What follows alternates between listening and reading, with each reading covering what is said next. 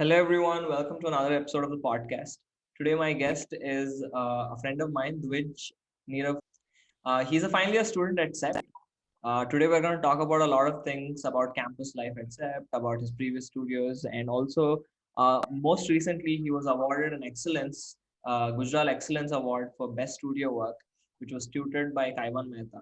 So, we're going to go through that project and also some other stuff that Dwij has been a part of. He's interned at RCR Architects. We're gonna see those. It's gonna be a fun episode. We're gonna see some images, some photos, and we're gonna talk about those images, and then we're gonna kickstart our conversation. So thank you so much, Dwij, for doing this. I'm really looking forward to our conversation today.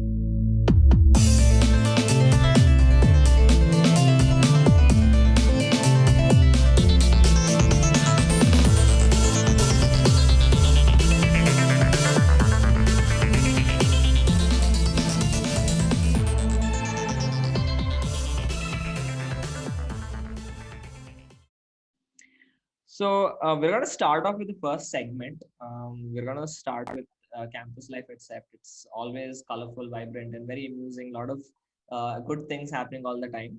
So we have some images of that which will be sharing with us. So I'm gonna show those images, and we're gonna go through those images with him together. You wanna tell what this is about? It's my first year, and like we are a batch of 80 students, and we did like it's our first exhibition together. Yep, this one. This was my semester with Yatin Pandya, and I worked with him on a studio called Spatial Narratives, and this photo reminds me of the times when we didn't have night out permissions, and we used to sneak in and work, and the studios were actually closed and things like that, and then we basically end up sleeping in the studios. So that whole semester was something like that only. Yeah, Navratris at CEPT are really famous, you know. And yeah, this is the whole batch together in all colors, and like everyone is so sweaty. But yeah, that's the things that I recall from these images. Yeah. This was my third semester, where in set basically we have these clubs. This club is jury of the week, and basically it's a student group where a student presents their work to students, and there are no jurors. Basically anybody could comment, and we learn from each other. So it's a good thing, like it happens every semester, and it's when we are in a process of developing the project, so it helps us like if we are on a side track, basically it helps us to guide, like it guides us to a certain goals. Yeah, so this was this was this a summer, like a summer in, like, I think 2016, where we made this pavilion near the basketball ground, and all of us were supposed to work on it, and then it started with 75 people, then like ended with like 30 students working on it, and then ended like then it happened to be 5 students working on it. Others just went home because of the heat. But yeah, it was a good, like, hands-on work. And yeah.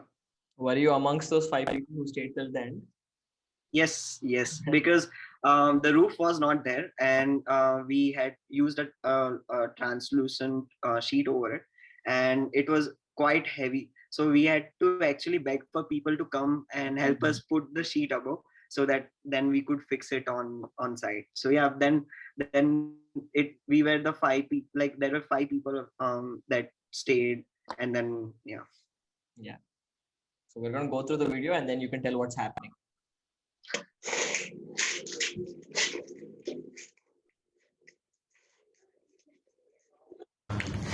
So what was My happening? God, look at those faces, my batchmates.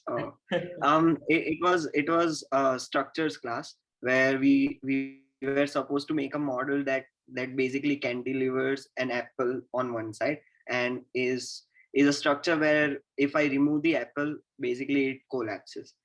But in our like first few stages, we were making very bad models, and we knew that we were making very bad models, but just for the submission, we did it. And then the faculty got a little pissed, and he just told us to collect the models, and then like told one of us to just climb on and crush the models. And like supposedly I don't know, but I was excited to crush my model because I knew it was a bad model. Right. Yeah. Right. Okay, let's go move on to another segment. We're gonna go through some photos that you were a part of the previous semester, and we're gonna talk a little bit about that. So, can you brief us a little bit about what's happening here? So this was my semester with Professor Sankalpa in my working drawings studio. And more than working drawings, it was like a working model studio where we made models. We tried to form a system of spanning, which then developed to be like a 3 meter model that we could work on. Yeah. And yeah, this is the whole model. And yeah, some junctions that we detailed out, everything was like laser cut for the first time. We were learning things to how to like basically digitize our work and then mass produce it. So some of it is 3D printing, some of it is laser cut and things like that. So, what is the structure? Is it like a lattice structure, or is it a tensile structure? It's a tensile structure where when we were developing, from we started from modules to the whole system. So what happened was that first we tried on modules that could sustain themselves. Then we used tensiles, basically rubber bands and wires or things like that. And then we started to span it. We had many failures, and then like somehow we then worked on a singular pattern that basically came out of the process. And then I realized that it's not just a tensile structure, but it was a surface structure. So the whole mesh that is being made by just a singular module uh, is like a um, it works like a surface, and it has a certain spanning distance. So for example, if you see there are four bays, okay, so Yeah. the distance between like how one bay, basically the spanning distance, it was decided on a model that I was working on. That I took the surface out, I started putting it across, and then I took the distance out to see where it starts bending, where it doesn't hold itself as a surface. So that distance became my maximum spanning distance. And then yeah, that's how the system was developed during the studio. Right. And is this like full semester that you worked on this particular model and this particular structure, or is this part of the No, project? no. This was actually like half the studio, you could call it. Basically we worked on the whole system all along the semester, but it was not like pre-decided that we would be having this system. So to just develop a structural system, it took us like half of the semester. And then the other like 1 month or 1.5 month we worked on the model. Right. And And how it many? was our first time. Sorry. I was asking how uh, many people were working on this project. only me. It was an individual project. Oh, So were like about 11 to 12 students together, and everybody had a 3 meter model. And it was, for all of us, it was like the first time we were making the whole model. mhm. So there were chances of failure, and actually I have failed a lot during making it. Right. And like there were like even small things like a form work was very important for the project. And I had actually developed like four typologies of form works, and the fourth one only worked. The Hmm. other three were failures. So Hmm. it was like learning by making. Right. This was when which semester? This was my sixth semester. Sixth semester. Right. I'm just amused at the scale of the model itself. It's quite huge. This was it Yeah. took quite. I can imagine how much time this took. But yeah, we're gonna move on to another model that you made, which is this one. Yeah, so these were the first iterations during the studio. Mm-hmm. And basically we are trying to work with um, slits of like paper and wires and rubber bands to try to make a model.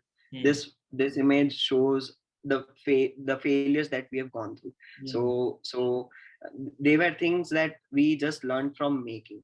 We didn't make a single drawing for these processes. Hmm. It was just this documentation of the models Hmm. that showed the process. Right.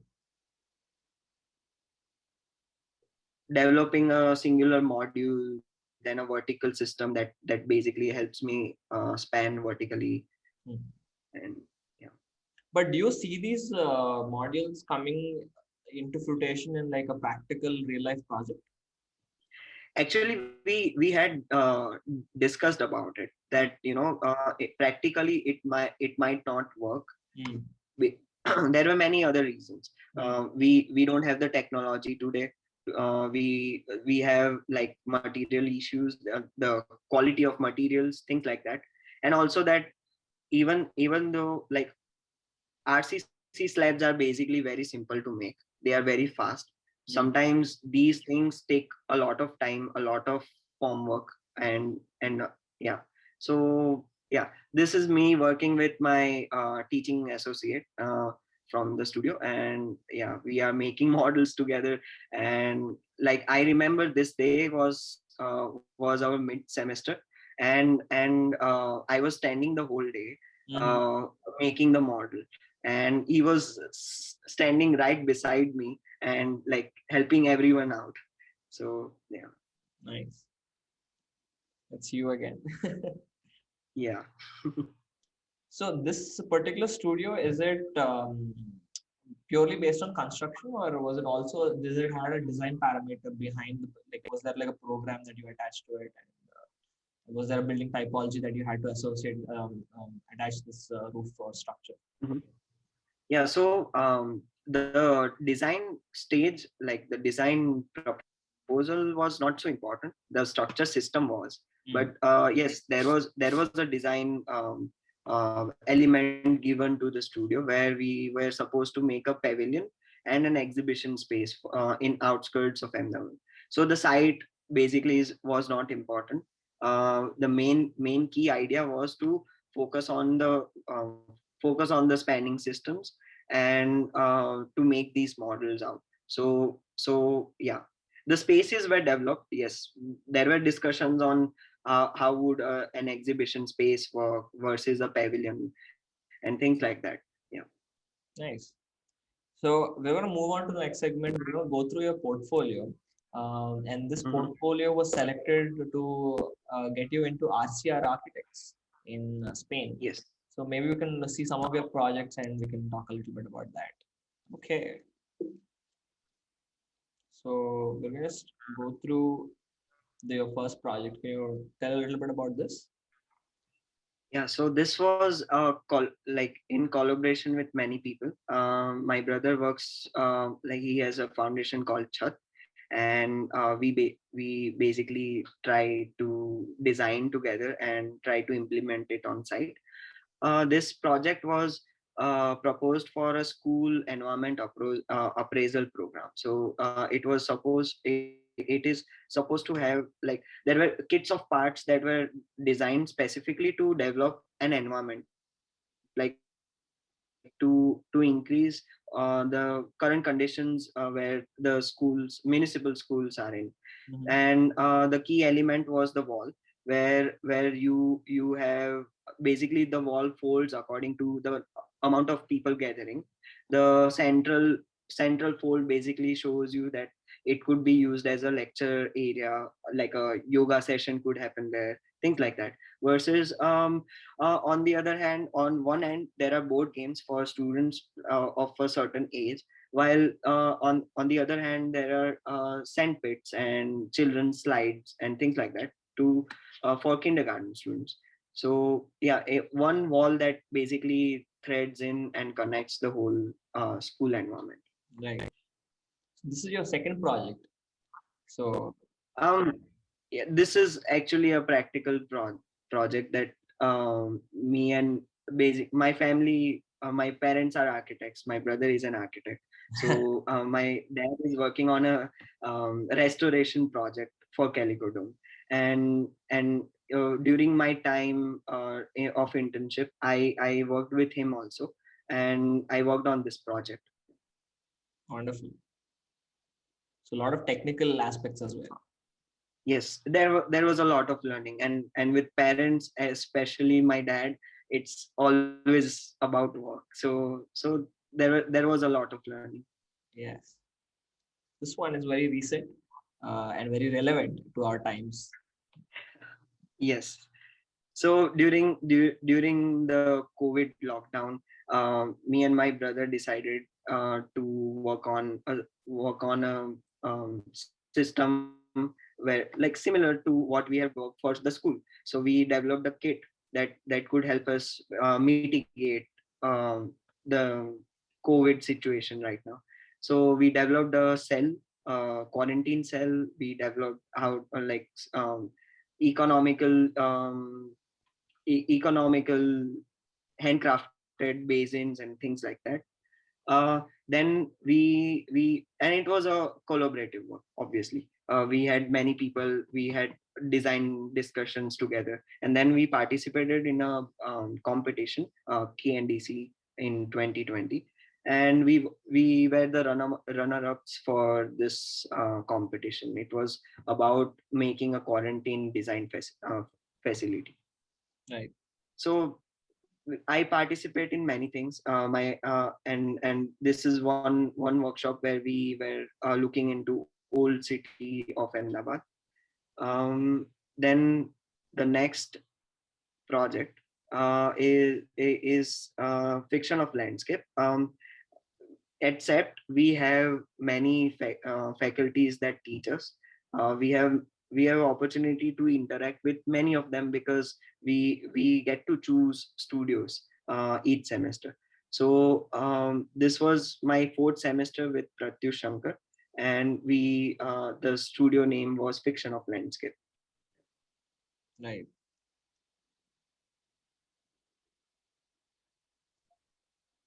And there were two parts to it. So the first one that you saw was in Udaipur. The second landscape area was in Vadodara, Kamati Bagh.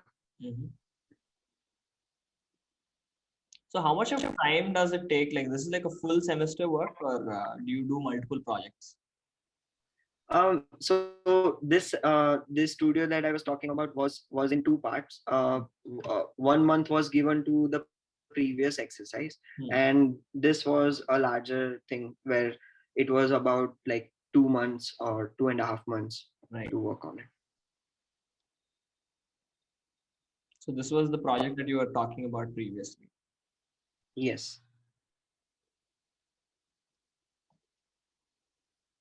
Spatial This was knowledge. a semester with Yatin Pandya on spatial narratives, where I decided to take, like, the site was like, student could choose a site, and I chose Hashima Island, which is in Japan. And it is an abandoned island, and we were supposed to make a memorial. So my memorial was about human and nature relationships. Right.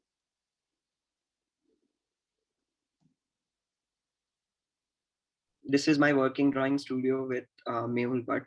And first we started off with deconstructing a given structure and try to we started decoding it, how it would have been made, what are the materials and things like that. So yeah.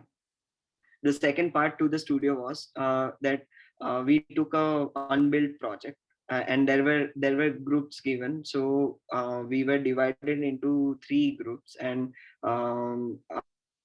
everyone had like a unbuilt project of a famous architect. Right. So this project was Meeting House by Lugan, and we basically reworked on the project, and basically contextualized it in our context. Mhm. Interesting. Yeah. This was a small thing that I did in summer with my school. So I studied at this school, and they needed an extension. So me and my dad basically we worked on it, and then yeah. So the extension was done on the roof for Mhm. students to learn. Yeah. Lovely. So that's a very solid portfolio that you had there, which, and no wonder you got into Thank you. RCR architects. Many people, I think, are killing to get into that office, especially after they won the Pritzker Prize uh, Yes. in the year 2017, I think. Right? Yes. Yeah. So, can you just tell a little bit how you applied and how much time it took, and what was the process like getting into RCR? Well, the process was actually very frustrating because I applied to many, like a couple of firms that I was interested in. RCR hadn't replied for like a month or so, and I just gave up hopes on it and started looking for firms in India where my friends have already gone to internship, and I was like sitting home looking at forms right now because I hadn't got any reply. Then suddenly one day I got a reply, and then I applied for my visa on the other day, and it took me 6 months to get a Spain visa Mm. for work. So yeah, so yeah, and in those 6 months I worked with my dad, and I got many things to work on, things like that. So they were okay with it for you for to wait for you to come, and it took 6 months. So the office was okay. Well, the office was expecting me in, I think, June. Then we had worked together to acquire some documents and things like that. It slowly became October, and then the firm actually, basically, they were tired of of working so much for just one interview. But then I told them that I would I want to work there, and I can take a drop if I get 6 months or more to work with them. So yeah, then they agreed, and once I got my visa in January, I just left in like 5 days, and reached there with no planning, no accommodations, nothing like that, and took my like 2 or 3 bags to I think 2 bags to directly to the office, and they were like in shock to see me in such a condition without a phone, because yeah, I just wanted to reach there as soon as possible. Yeah. And yeah, so I didn't have a SIM card on my phone. I Mm. didn't have anything to guide me, no accommodation, nothing. I just went there, and then I just scavenged for a home for like one day. Yeah. And unfortunately, you had to come back very soon because of the pandemic. Yeah, Yeah. so I worked there for about 3 months. And yeah, suddenly one day I wake up, and my mom called me that I have 24 hours to leave Spain, and because of the pandemic. And well, the place that I lived was Olot, and it is a very far off place, and it's like 1 hour from Barcelona, 1.5 hours from Mm. Barcelona. So it wasn't affected that much at that time, Mm. but slowly, once I left, during my travel, like during my travel to India, Spain into a national lockdown. So Yeah. luckily I Made it came to right India on on time. the right moment. Yeah. Yeah. And then did you get an opportunity to work from home? Was that option available? Well, no, the option was not available because these firms basically they avoid sharing work unless and Yeah. until we are working with them on their PC. but Mm. but yeah, it was good to basically interact with them for 3 months. I almost learned Spanish, I Oh. almost learned Spanish. But yeah, and then I came back home and I had work at home because my dad was working too. So Yeah. it was not a break for me. It was like a continuous thing. I just moved around and came back home. Do you think you're going to go back to Spain to work there as an architect in the future? Yeah, one of the key architects there, she told me that it's don't think, like, I was very emotional to go back home. Yeah. I had waited for 6 months and I was like, why should I leave without, like, I was planning to do more and things like that. But then she told me that, don't think it as something that stops you. It's a resume, and it's a pause and a resume, so you could come back anytime. So Wonderful. yeah, I'm planning to do that. Wonderful. All the best for that. I really see you have a very personal and emotional connect with that office. I think it's one of is it like a favorite architectural practice there right now? it, I can't list anybody in comparison to them. Like it's like when I saw that project in material, like in front of me, uh, things just fell apart. It was just wonderful to just stand and feel the space, Hmm. the light qualities, shadows, things like that. The spatialness of that those projects were amazing, Yeah. and yeah, they are my favorite. Yeah. But tell me, did you know them before they won the Pritzker Prize? Were you following their work before that? A little. Like Hmm. I had seen some of their work, but I was not into them until because okay, because there is no information. Like there's very little information on them on the net. Okay. You couldn't get where they are working. What's like it's very difficult to understand how they are working. Like Right. it's only when you go there and interact with them, you know how they are working. Yeah. So yeah, yeah. We're gonna share some photos of when you were actually visiting their office in Spain, and we could talk about those. Um, This is with my family. Like my dad, and like all of them. Basically, we went to Spain and we traveled a lot. We took a car and we basically started from Madrid to Barcelona to. We went to the south. We went to the vineyard. Basically, we traveled a lot, yeah. and then and coincidentally, I got my internship email during Mm. that period. Oh, oh, And nice. I was very excited to meet them, but it was difficult to only reach there. Yeah, yeah. It's in a hilly area that I Mm. never realized until I went there that it was a volcanic zone. Oh, so you're sketching here. Your dad, is that your dad? Yeah, it's my dad. I make him sketch everywhere. Like Oh, nice.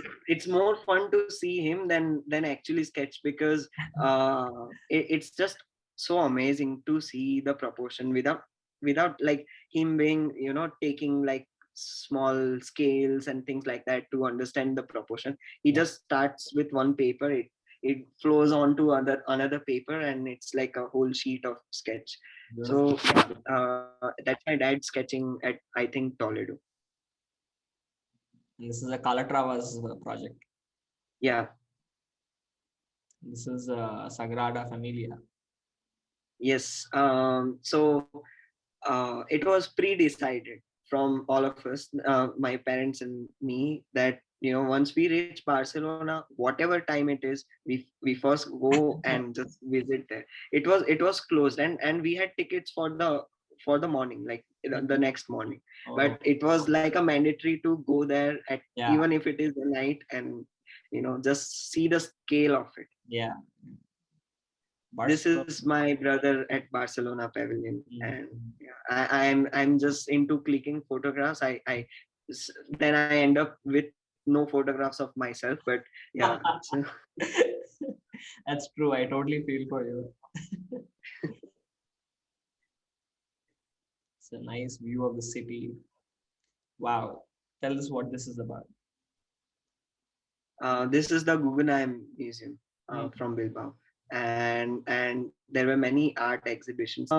This artwork actually was very important, just to understand how people are traveling inside, Yeah. and like when you are walking through it, it's a very different scale than what you see right now. Hmm. And they are like steel plates, Yeah. like casted steel, rotten steel, cotton steel, and it was just amazing to just feel it, and the silence that it creates just by that whole shape of it. Right. Nice This scene. is Olot.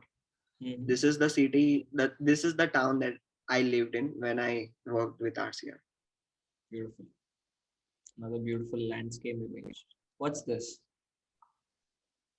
So RCR's office basically is a converted office from a factory. So it was a bell factory before, and that factory is historically important because it made those bells, and these bells were put in churches across Spain, and they were also moved to France and things like that. So the bell factory was important, and this space is actually the factory space where the bells were made.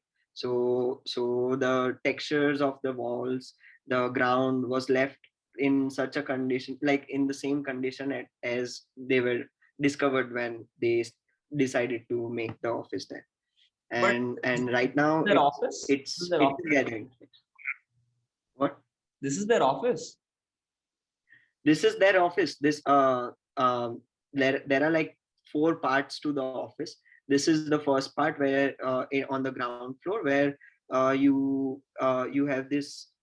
So the services are here, and this is used when they host like a summer school, something like that, uh, which we also have at SEP. But it's a performance space. Oh, Yep.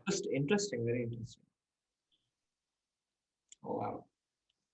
This is a view from my apartment. I actually lived with a family in Spain, Hmm. and I told you that when I went to RCR's office, I went there with my bags, asking them for help, that if you have any contact, just let me know. And I moved across the town to find a place, and coincidentally I found a wonderful place. I lived with a couple who were in their, I think, 60s or something, and it was just very like too much fun with them, because they didn't knew English and I didn't knew Spanish. So it was all sign language there. For at least 2 months, I was into sign languages. So it was like a homestay. So they cook food for you and they all that. Yes. Yeah. So no, I used to cook, but it was on rent. They wanted to basically divide their apartment into two, so that they can rent it. But then I ended up basically staying with them, and they were very nice to me. They sometimes, when I am late from the office, they used to cook some food for me also. So it was really wonderful to stay with them. Beautiful. Just a point that I wanted to add was that everything is in Spanish, and literally like nothing in English, and you couldn't find a grocery or any vegetable that you could buy, and I didn't knew the town, and they were my saviors to understand the town and where I could get my groceries from, and how my credit card works, because I was not taught here. Right. Again, this is part of the office. This is one of the rooms and studios in the office, right? Yes, yes. So this space is on again on the ground floor. where basically the students and the researchers, or someone who is interning, or doing a research in his masters, are working here. And all of us together, basically it feels like, somebody who is in the same condition, with a similar condition as yours. Yeah. And yeah, so this was Oh, one of those studio what's space. the size of the office? Like how many people are working there? They have about like 25 people. At my When I went there, there were many students, like, because they had a big project going on. They had many students gathered. Usually this part of the office sometimes remains empty, because very less students are there. But at that time, it was just people were coming in because they had a lot of work. Right. And I see on the screen, are they using SketchUp and those kinds of software? They use Rhino, they use Revit, they don't use SketchUp. They are not into SketchUp, but yeah, and they render a lot. They Mhm. Yeah. So, So they, and those were the things that I never knew, like how to do a render or things like that. But I just went there with my basic skills that I had, and just wanted to do as much work as I could. yeah. And if I could tell you something, it would be that they have this famous chair.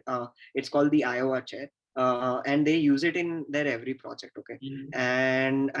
and one of their recent projects demanded it to be a movable chair. So until now, they had fixed it to the ground and things like that, or it is at the edge of the plinth or something like that.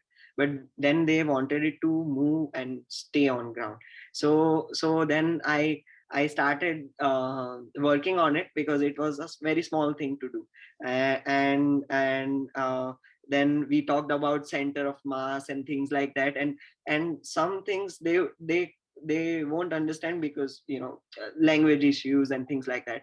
But then I made a 1:1 thing. Like I made a 1:1 chair of whatever. Like they had a plastic that the plastic mold that they use for the chairs.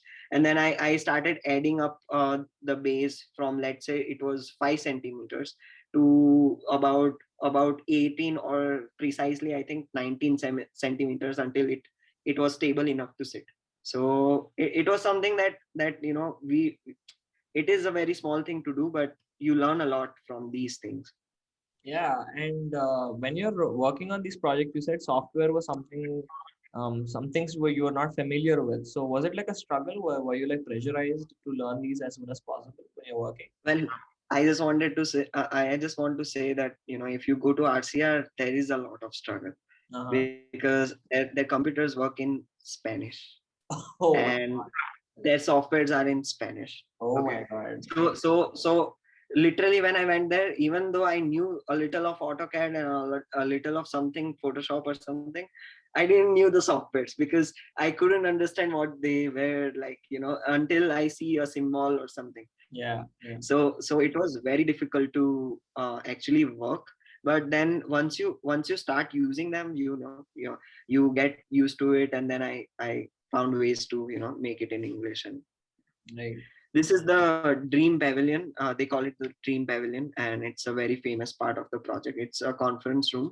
The table that you see is actually a movable table that goes into the ground and then comes up. Oh, And yeah, interesting. This is a view, another beautiful this view. is again Olot. When I was in Olot, I was trying to find activities to do. So I started walking around, and I found a friend that was from, like, that had stayed in Greece for 20 years and then moved back to Olot and things like that. And I went trekking. And because he was also into trekking, I started learning things from him. He took me around to many places. We had like so when I went there, I thought they were hills, but then it turns out that everything was there were like 50 or 60 volcanoes around the city. And yeah, to trek on them was just amazing. The landscape features are very different from what you see in the hills or the mountains. Right. The image that you see right now is where, like, from the city you could see basically a snow line of the Yeah. mountains. Yeah. And then I realized that it is the border between France and Spain. Mm. And it was very different to see a border, like, visually, from where you stay. It's not something that you are like that where I come from. Yeah. So a lot of different terrain as well. Yes, and RCR basically, when you go there, if you are sitting at home looking at RCR's work, you won't understand. Like, you would see a good project, like, those star projects, but you won't understand until you see these textures, and you move around the context, and then you understand how they are trying to use landscape as something, not literally as landscape, but something as a design tool. Mm. This photograph is from one of those volcanic areas, where I'm at its center, and dramatically there's a church in the center. And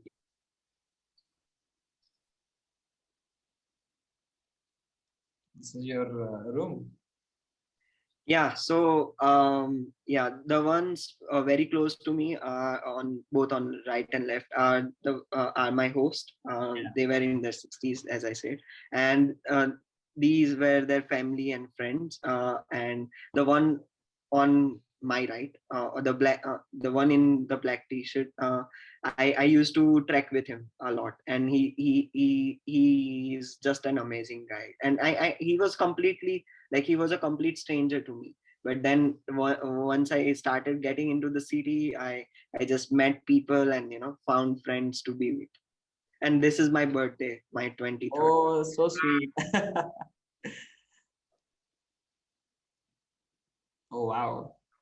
It's like on a cliff. Yeah, this so as I said, the context is all about volcanoes. And because of the volcanoes, these landscapes have emerged. And basically, when the eruption happened, it basically transformed the landscape very much. And it's the guiding principle there. Yeah. So this is one of the cities. Mm. We could skip this, but so this is from Barcelona. I traveled to Barcelona a lot because it was near. And one of my favorite space was this.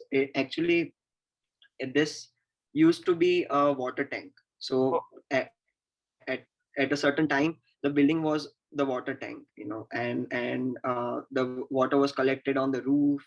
And then it was used to provide water for the landscape in Barcelona. And then it was converted into a library. This was my last day at RCR.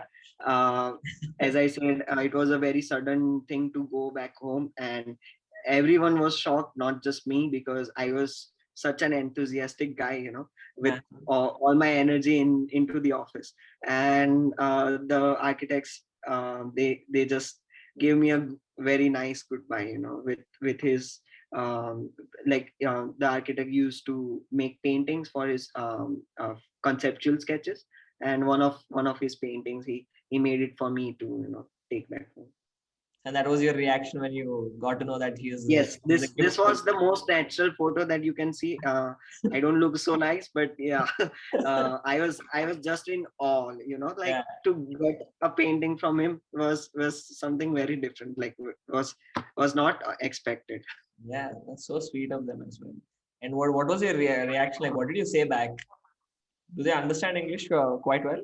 Are they fluent? Uh, so the one in the black, he didn't understand English. Okay. The one holding my hand, he knew a little English, but he used to call me the baby of the office, because I was the youngest one there. Yeah. At 23, I was the youngest one there. And and he used to call me baby of the office. And yeah, but I was in complete awe. They just knew what I wanted to say just by my reaction. Yeah, that's Raphael and And all, Yes. yeah. Yeah. You said the timings over there were at 8:30 in the morning. Yes. RCR just dedicates their almost all the time to work. It started from early mornings at like 8:30, and it's a good time to actually work. But during college years, you are not so efficient as they are. But yeah, so I adjusted to that time from 8:30 to about 7:30. But as I was so much, into the office, I used to stay back till 9 o'clock or 10 o'clock until I was satisfied with the day, that now I have to go back home and cook and just sleep, Yeah. and then run back home, run back to the office again in the morning.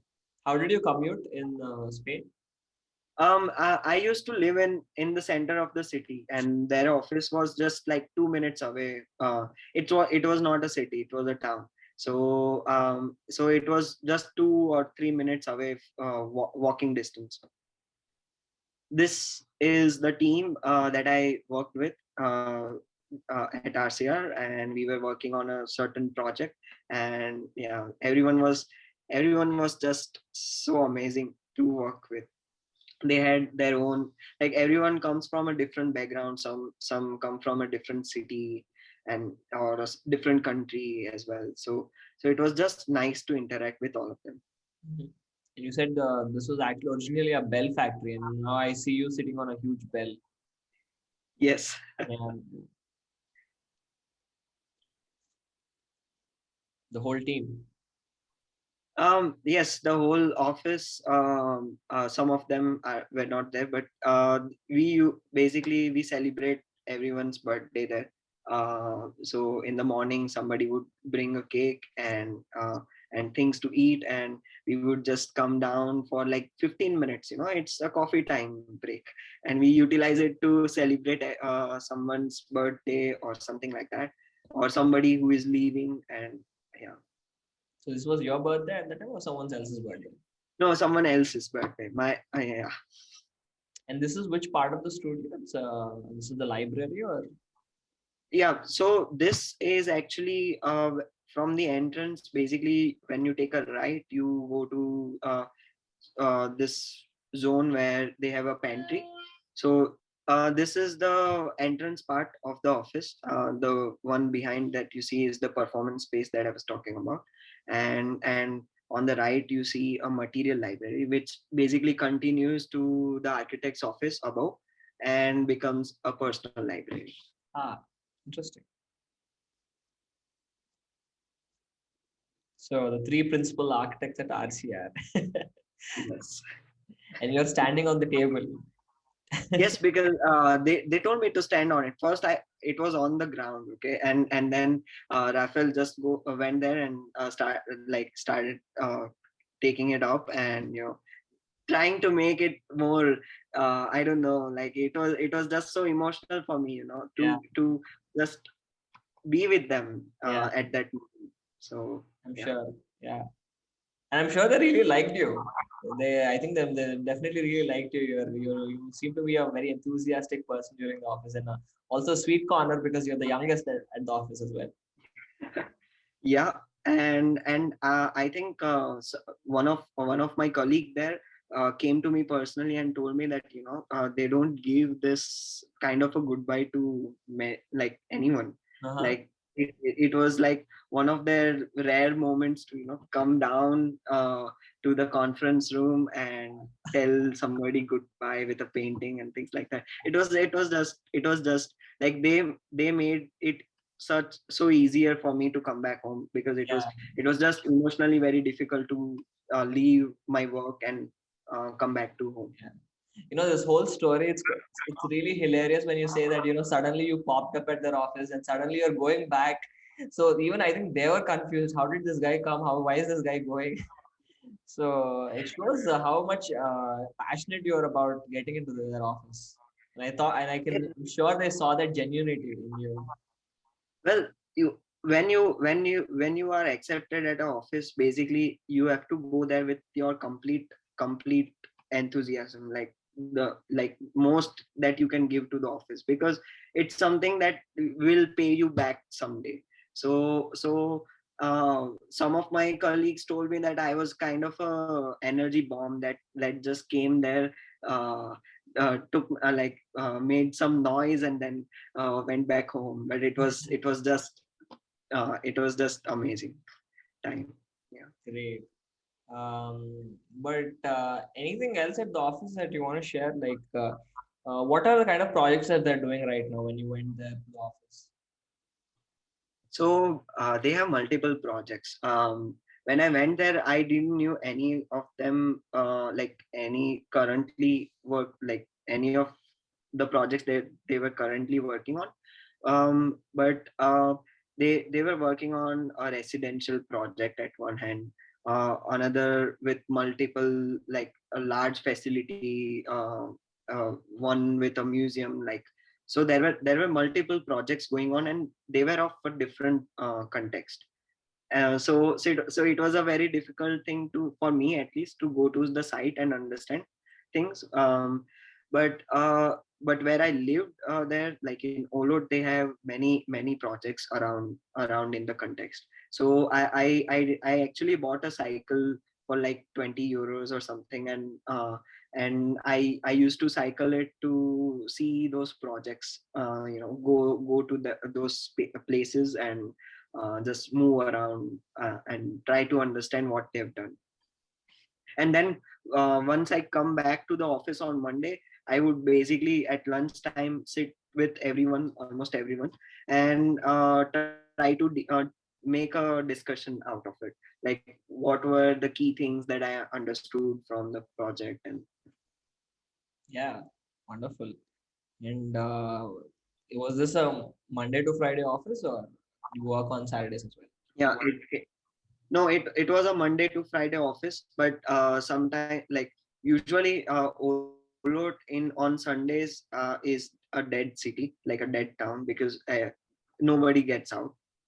So then I decided to also work on Sundays, like on Saturdays and Sundays, to let's say go in the morning, read. They had so many books. I started reading a lot when I was in the office. And yeah, so I would go there in the morning, freshen up with a book, and go back and go to visit some project and things like that. So the So office my was the office open 24/7? Yeah, it's like a studio space that you see at our universities. You could come in and go out. At least those who work there for, let's say, a year or so, they could go there anytime. One of my team leaders, basically, she used, like, at critical moments, she used to go back home at like 2 in the morning, and she would come back at 6 a.m. Like, she would be there in the office at 6 a.m. So everyone there was like very hardworking. And you could just, by that only, you could get those moments where you have these enthusiasm, and you just rush to the office, work and go back home. Hmm. So do you guys also make a lot of physical models, and what are the different kinds of works that you got to do? So some were Photoshop work, like some was presentation work. Once I went there, basically I had to understand the project that I was supposed to work on. So I started with the presentation work and things like that. It depends on the timeline. They have a very strict timeline of the project, and they actually know their deadlines, even if they are like 1 month or 2 months apart. And they stick to that timeline. So in that sense, I used to work with many things. Like, I used to do some models.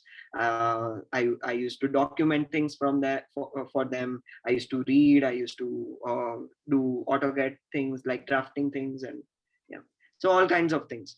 So was it like different things in a day, or was it like one thing, one day, one thing? So is it like it, AutoCAD? it would it would be one day one thing, like unless I finish one thing, I will move to the next thing at a so basically I told you they stick to their deadlines. So I was also working with two team leaders, so they had their own projects. So I was also working on two different projects. One was residential, a very typical RCR essential thing, essence thing. You could see the language and you could just make it out. That this is RCR's work. And I would work on furniture. I would understand how the interiors would work, what kind of proportion they are working in, and then understand what kind of structure they are using. Yet the materials were not so important to me because materials differ in different contexts. But the key things were the proportions, were the type of things that they do to understand what is light, what is shadow, what is the space. So yeah. When you were working on the working drawings, did you get a chance to do some working drawings as well? Um, yes, I started working. So one of these key things were so I made working drawings for, let's say, interior things like even let's say a furniture would get Yeah. into such a detail because they wanted to merge with the interiors and the exteriors. Yeah. Then I would work on a site level thing where I'm figuring out things, the orientation of things, and stuff like that. And yeah, and they were very nice to take me in gradually. So they were not like, first day you just start with the working drawing or make toilet drawings or things like that. They Yeah. started with things that I knew, and then I started learning their way of doing things. Yeah. So it was really nice to go through that.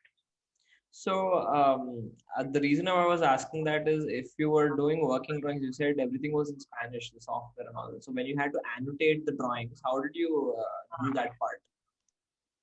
So so annotation, what I did basically, first, to crack the software, I had to understand how to make it in English. So I spent some time to figuring out ways to make it in English, and I did that. The technician there, who basically handles every computer and things, she was really amazed, that he, even in the whole computer is in Spanish, I figured a way out to make it in English, at least the softwares. And then the annotation, actually I did roughly, and then somebody would take my drawing and they would annotate it according to uh, the type, the fonts and things like that. Yeah.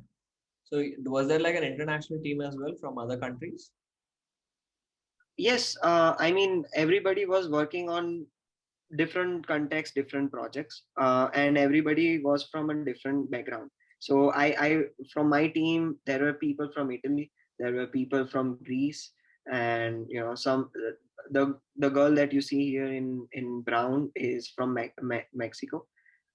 Yeah, so everybody was from different places, and we worked on different projects. It Somebody would be working on a project in Barcelona, I was working on a project in France, and yeah, Yeah.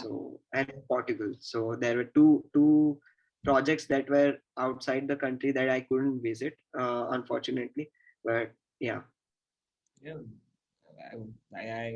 It really sounds like an amazing office to work at, and a lot of lovely and enthusiastic and passionate people who are at the office. And when you were saying they work till 2 o'clock when it's when they're strict deadlines. And so you said the people could also access the office whenever they want. So do you have like an ID card? Like who stays in the office 24/7?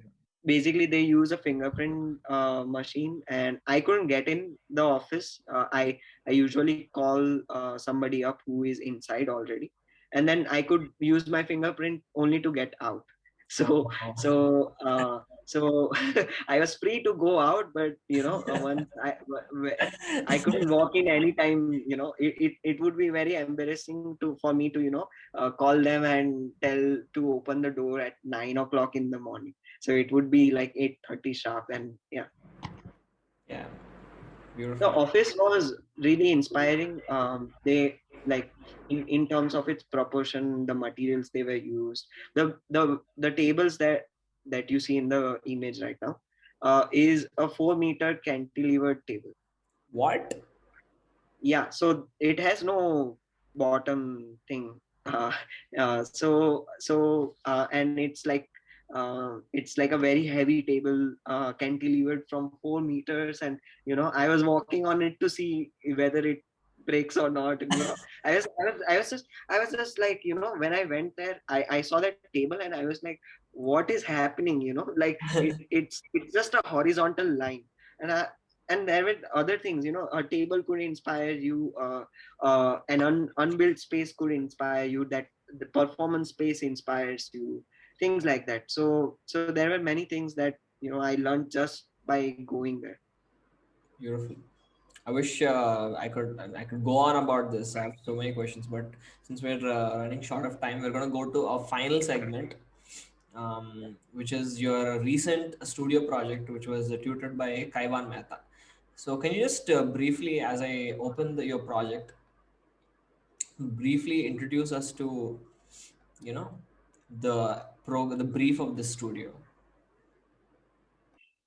Yeah, so the studio title was Time, Public and Architecture. And when I applied for the studio, basically we could choose the studio. So when I applied, I couldn't understand a thing about the studio. The the the language that the way that Kaivan had explained it to everyone in at SET, it was a little difficult for us to understand. But you know if you know Kaivan, where he's from, what he is doing, like how he is, and if you talk to people, I could simply make it out that I wanted to do a studio with him. So I just, without any further thought, I just applied for his studio.